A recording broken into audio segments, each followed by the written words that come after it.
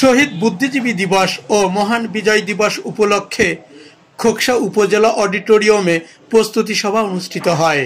উক্ত প্রস্তুতি সভায় সভাপতিত্ব করেন উপজেলা নির্বাহী অফিসার প্রদীপ্ত রায় দীপন।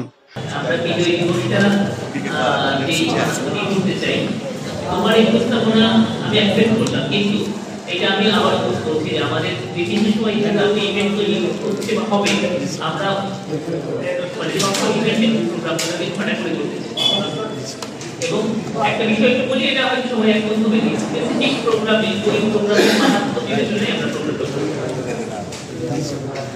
এতে করে যখন আমরা ওই প্রোগ্রামগুলো করতে যাই বা যে হচ্ছে তখন অন্য কেউ এসে বলবে যে আমাদের ইভেন্ট হচ্ছে তার এই করবো তো তোমার উপস্থাপনার জন্য ধন্যবাদ। এইটা আমরা মাথায় রাখলাম। তবে আমরা আপাতত যেটা করতে চাই যে আমাদের কার্যালয় মানে ছোট করে